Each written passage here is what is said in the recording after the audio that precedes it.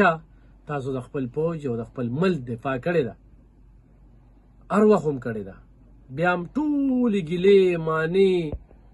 شکوې دا ختمې کړي د خپل ملک سره ولاړې. دې وخت کې هم چې کوم دی نو د ملک سره دا خلک ولاړ دي. خو زه دغه خبره چې د هندوستان په پلګام کې کوم اف آی آر چې درج شوی دی مړه د دې مودي دی دغه ته وګوره چې کوم اف آی آر د درج کړی دی نو هغه د حکومت خو هم فلمي حکومت دی نو به دغه موویګانې جوړوي نو هغه ټول دروغ چې کوم دی نو را څرګند کړي دي. په دغه اف آی آر کې تفصیل داسې ښکاري که نه چې لکه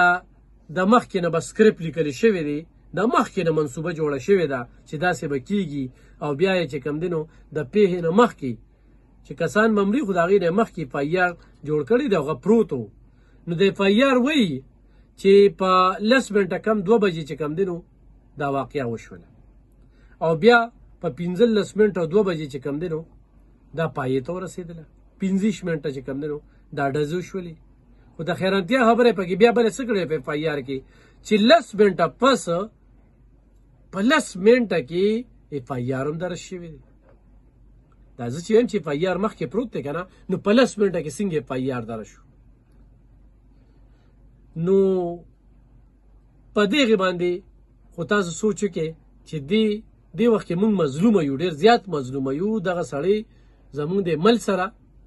ډېر زیاتې او د موږ پسې یو مذاق کوي، مذاق لګیا دی. خو ماضي ورته یاد دی چې تا توره کم ځای کې کړې ده، ته توره کم ځای کې کړې ده چې ته موږ ته د تورې ځای وښیې. ته موږ کرنل شیرخان خو ستا په دغه کې چې کوم دی نو تمغه ورته میلاو شوله، ستا په ملک کې درننوته او ستاسو پوځیان ومنه.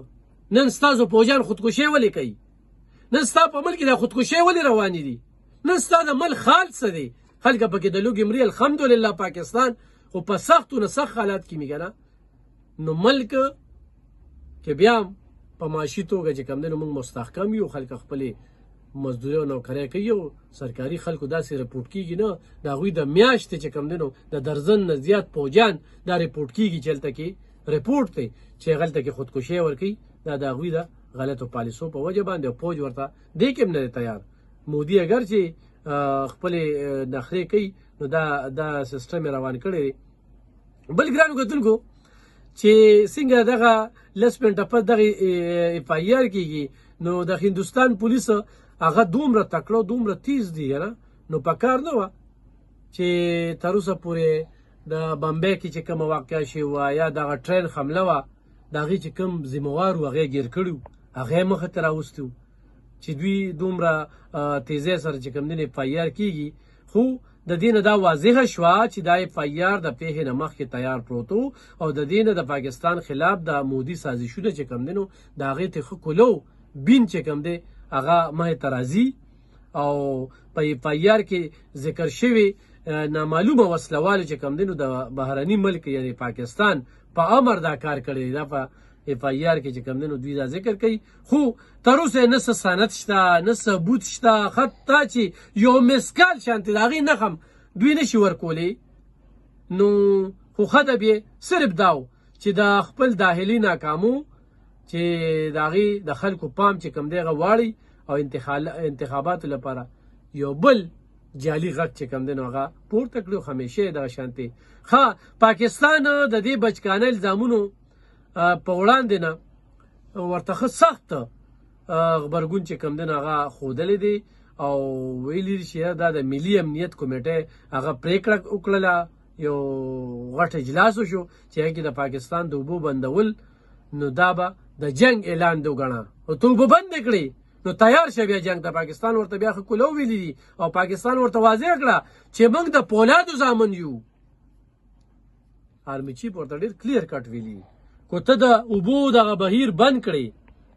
نو موږ به در باندې د غیرت سیلاب چې خوشې کړو. نو پته ده چې بیا ورې ټینکونو ته موږ ستاسو ټینکونو ته موږ ځان پسې بم تړلی دی بیا ورته پراتی وو. جهاد په موږ بیا فرض دی او دا د ملک خبره ده. نو ته د ایمانی جذبې نه څه خبرې ظالمه بس راشي او کرسۍ ته بس وخېږي او د خپل ملک غم وکړه. خو بس هغه ته پته ده چې په دې باندې کوي خو لکه دې چې کوم دې وخت کې کوم اعلانات کوي چې دا کوم دا کومه نو د فوج دغه جواب هم ورته وکړي د پاکستان فوج د ولس ترڅنګ د عمل د عزت او د امنیت لپاره چمتو ولاړ دی او ولس غږ پورته کړی ما نن یو شمېر خلکو سره خبرې وکړې نو هغوی دغه وې خو داخل کومه پیښه وکړله یا یې اټیک یې وکړو نو بیا به درته د چیک اپ هم نه میلاویږي ابینندن ته مونږ چیک کړو که نه او چې کله انډیا ته ته نو هغې نه مخکې کپ لاس کې نیولې او څه وایي ټیس فینټاسټک نو بیا درته دغه ټیس فینټاسټک په نه میلاویږي د دغه چو په ځای باندې نه دی بیا د زهر درکو زهر د زهر قابل خلک یې خو بس څه کوې ورسره چې دغه ټیم کې تا له چوکه پیدا کو چې ته لا راتلي او دغه ټیم کې هم د اټیک کو یو ډرامې کوله بیا ورته ځکه چې د ولس خو دا هغه فوج دی ښه دا اوس بل بدل شوی نه چا چې د پلوامه ډرامه د ابینندن د چایو پیالې خورو سره خورې کړې وه خو حقیقت دا دی چې اوس مودي د خپلو ناکامو اقتصادي زوال او سیاسي شرم د پټول لپاره جعلي عملیات چې کوم دی هغه ترتیبوي خو پاکستان د نړۍ د انصاف او د خپلې خورې د دفاع لپاره کلک ولاړ دی پاکستان وایي چې موږ امن غواړو سوله غواړو